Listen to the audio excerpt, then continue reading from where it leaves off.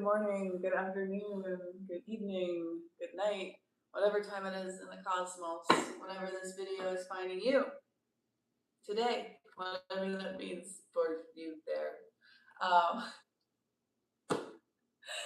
Welcome to Kai Chi Alchemy. You can call me Katchi.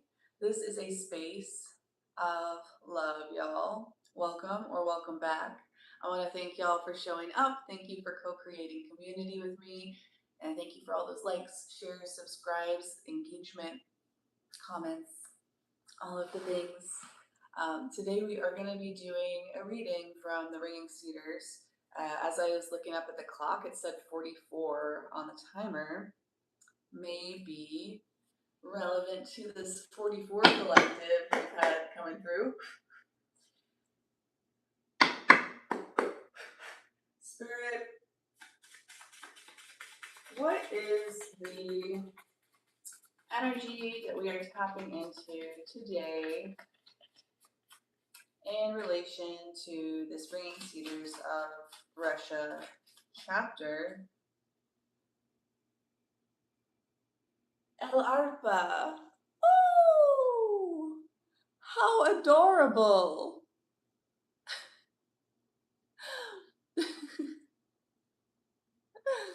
My paternal grandmother's native language and the instrument stereotypically known of in the Gaelic and Russian mystic world as the instrument of the bard, you know? They can use all the instruments. But in any case, on this card, it says 53. That may be a significant number for some of y'all. And yeah, sing your song. We're gonna read this chapter first, and I'm gonna see how these energies tie together. And then if we have time and I'm feeling called, we can dig into that a bit more. 2, 3, 2 on the timer. Today we're going to be reading chapter 17, and this is called The Beginning of Perestroika. Just a reminder, I will not be reading any of the footnotes here, just because it would take you out of it and it would take too long. But if you're curious, please feel free to let me know and ask, because I have access to all of them. It's just not really in the flow. I wonder, I'm pretty sure that the footnotes are different from edition to edition as well. So I'm looking forward to getting into that new 3rd edition, I believe, for the English American version that they're working on putting out right now. Hello, good evening. Good evening. Fatima, are you answering Nevaya? Am I pronouncing that right? Are you responding to them right there? Hi. All right. Oh, there we go. Yes. This is going to be a very short chapter, so feel free to grab your coffee or your tea or your knitting project or get cozy or whatever. But there is that. It's like 3-4 pages. And again, this is called The Beginning of Perestroika. If you're interested in understanding the context and listening to the Ringing Cedars of Russia book 2 in the series, you can go ahead and find that in the Ringing Cedars of Russia playlist in the playlist section. I'm doing well. My day's been awesome, intense, overwhelming, busy, but good. Thank you. How has your day been going, Fatima? Where are you coming from? Where are you tuning in from? And what brings you here?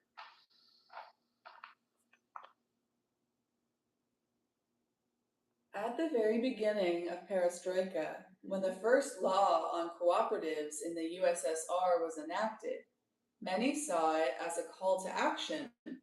And a lot of young people, as well as many not so young, but invariably full of energy and desire to really do something for themselves and their country, literally threw themselves into the fray. and immediately found themselves surrounded by a hostile, pestering crowd. "Down with them!" the crowd shouted. "Bourgeois smartasses! What did we fight for anyway?"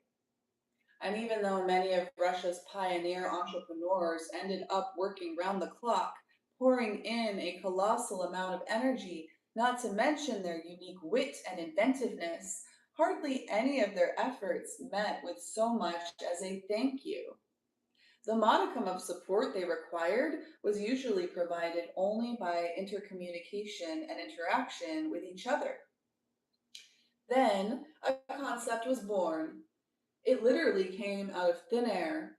The idea of creating a union of USSR cooperators.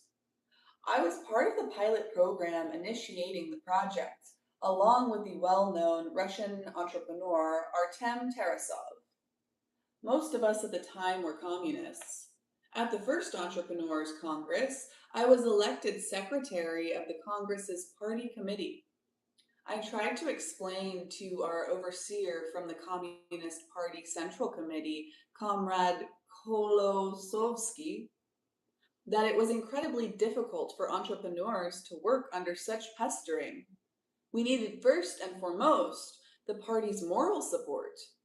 But I soon realized that we were going to be facing hostility and pestering from a segment of the ordinary public, as well as high and low ranking officials, for a long time to come. We could not look to the higher echelons of the Central Committee for any outward show of support, since they were afraid of losing popularity. Already their power was greatly diminished compared to the heyday of Soviet communism. An internal struggle had apparently begun and was now in full swing. In addition, entrepreneurs had begun to feel mounting pressure from a tax squeeze. And today, with maybe one or two exceptions, not a single business can keep afloat if it dutifully pays all the required taxes. Realizing this, many of them have managed to escape the tax squeeze by using all sorts of tricky loopholes. But in doing this, they have landed themselves in an even more precarious situation, being outside the law. Attempt after attempt to make officials on various levels see the absurdity of the prevailing tax system have not exactly been crowned with success. Indeed, they could not be, since the ones who initiated the system, and this is my own personal assumption, understand better than anyone else the impossibility of paying all the taxes, but this was exactly what they needed. Needed for what? For power, of course, for extortion. One false step and you can be instantly ground to powder, outlawed by tax police and inspectors. I felt sorry for the first entrepreneurs of perestroika, as well as for Russia's current crop of businessmen. I decided to do for them whatever lay within my powers. I went to the League of Russian Cooperators and Entrepreneurs, originally headed by Vladimir Alexandrovich Tikhonov, whom we had elected to the post in perestroika's early days. The League's executive presidium still maintained a headquarters, but many of the offices were empty. Vladimir Alexandrovich had died a year and a half earlier. I was told that the chairman of the Russian Business Roundtable, Ivan Kivilit, Kivilidi, Ivan Kivilidi, had been poisoned together with his secretary just 6 months ago. Artem Tarasov had resigned from the League, and the organization's membership was only a shadow of its former self. Thanks to my acquaintance with one of 3 remaining League executives, my request for space in one of the empty offices was granted, along with 2 telephones, a computer, and a fax machine. Since the League had no organizational funds available, I was pretty much on my own. To save time and hotel expenses, I used the office for my sleeping quarters as well. I was awakened every morning at 6 o'clock by the arrival of the cleaning lady, and the absence of a TV allowed me to work most evenings right up till midnight. This sudden shift in living conditions, from a luxury ship's cabin where anything I wanted to eat or drink was only a bell ring away, to a drab office not designed for living accommodation, in no way embarrassed me. In many respects, it actually afforded me greater opportunities to pursue my work. I spent my time thinking out and drafting a constitution for a fellowship of entrepreneurs, along with compiling letters of appeal. These I sent out by fax in the early hours of the morning when the communication lines weren't as busy. By hook or by crook, making use of both newspaper adverts and chance encounters, I gathered together a secretariat of various Moscow professionals who shared my enthusiasm for the project and realized its significance. The secretariat also included 3 Moscow University students. First, there came Anton Nikolenkin, who had been called in to fix a broken computer. Later, after learning of our work on organizing the fellowship, he brought along 2 of his friends, Artem Semenov and Alexei Novichkov. They immediately began working on encoding the electronic version of the Golden Catalog of Russia, for which they were able to put together a highly professional computer program. I know that I say I'm not going to read the footnotes, and then once in a while I do. This one says, the Golden Catalog of Russia, or Zolotoy Katalog Rossi, a reference to the fellowship's proposed directory of member enterprises.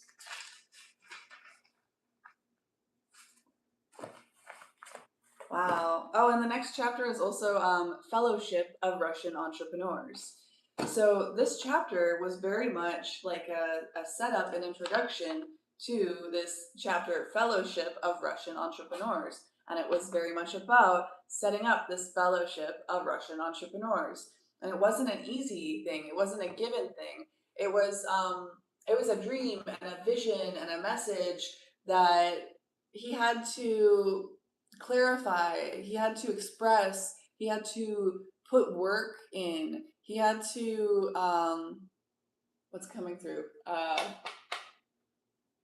faith without works is dead.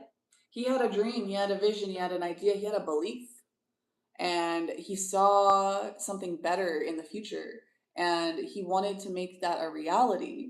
And so it took his voice, it took communication, it took effort, it took using his hands and his fingers and his frequency and his voice, reaching out, communicating with people, and developing fellowship, which I feel like bards are like the OG popular loner, right?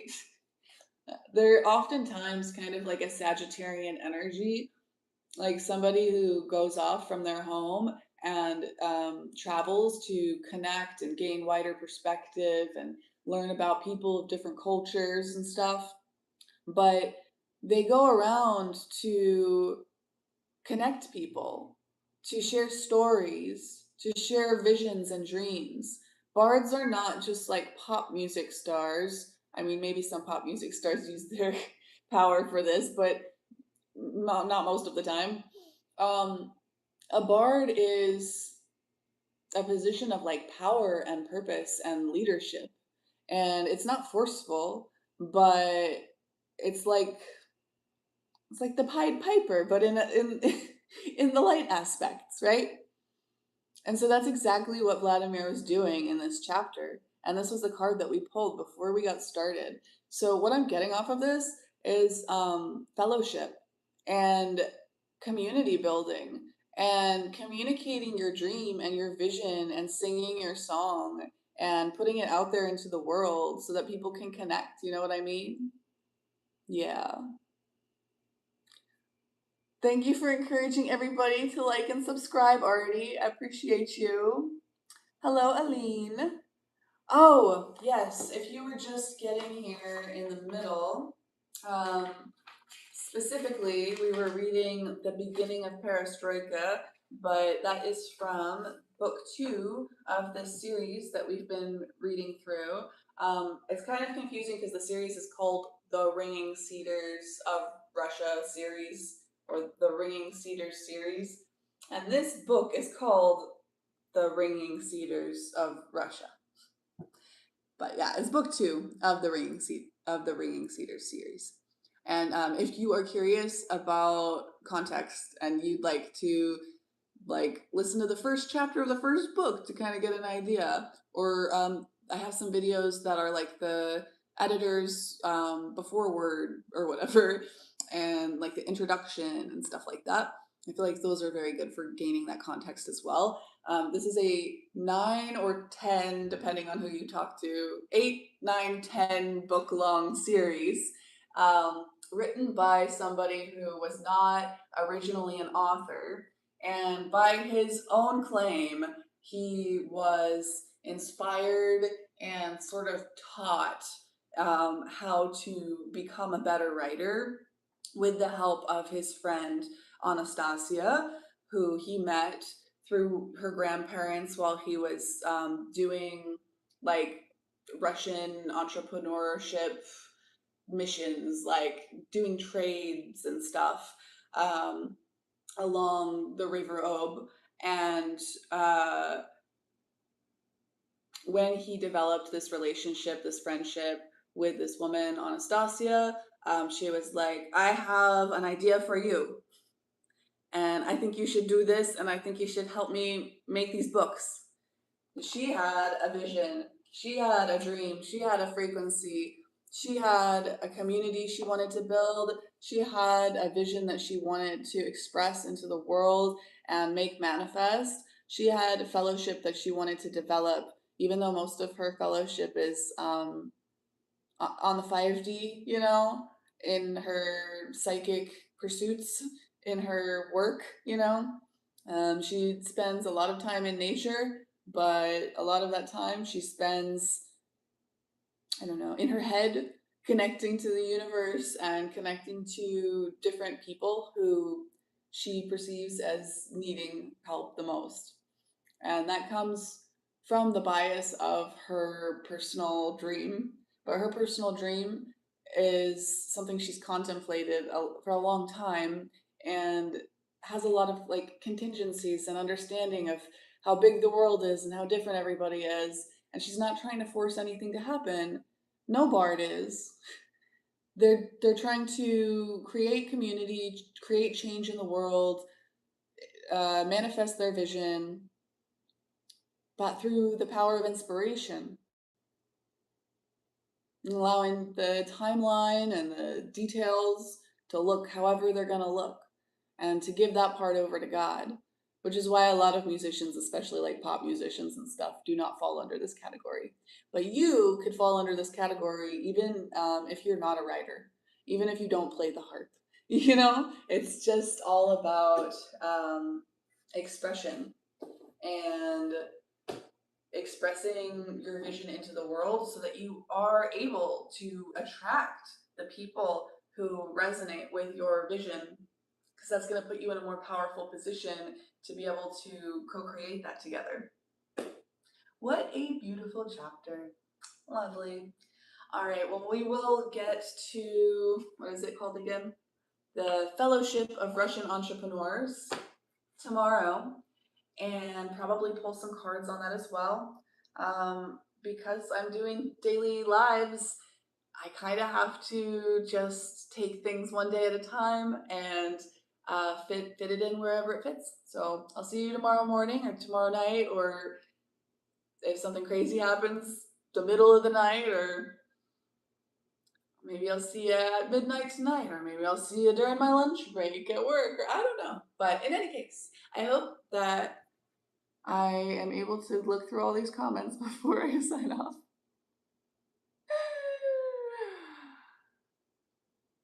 Aw, thank you. Oh yeah. Luke, if you are interested, I know that the older editions are kind of hard to find and they can be really expensive. These ones can also be kind of hard to find at this point. Right now, the third edition is in the process of getting ready to be reprinted and made more easily accessible and available in America. For a while, they stopped being in print because the relationship between Vladimir Maigret and the people who published this second edition was not good. And so they became very scarce. And then, you know, you could find them on eBay for like 500 bucks and stuff. So we're trying to remedy that right now by working with Vladimir to publish another English edition that is, you know, cool with him and everybody feels good about it. But because of that, it takes a little more time. You have to let go of the control and the details. You just put in the work, and you don't know when it's gonna come or what it's gonna look like. But you just do your best to keep putting out that dream and putting out that vision. So if you're interested in purchasing those, I will actually post a link or something on my community tab for Kai Chi Alchemy so that you can go and look into that for yourself. But if you just want to listen to the whole thing, you can go to the playlist that I have on this channel and go through the whole thing up till where we are, and then we'll keep reading. That's why I'm doing this. But also, again, there are a couple of different read alouds at this point that you can find on the internet. So what you're looking for is the Ringing Cedars series. Maybe the author would be helpful to know too. It's Vladimir Maigret. Maigret is Megre. And if anybody else was curious, now you have that information, you know? Thank you for asking questions because we all learn and benefit from that. You know what I mean? Yeah, I think that attending lives is really, really cool right now. Um, I think that it would probably kind of depend on where you're at in your in your life. Show up to the next live that you see on here, and I'll have thought it over and I'll have a better answer for you. How's that? Okay? Thank you so much for being here. I hope you have a great evening. Love, light, peace, and personal responsibility. I will see you next time.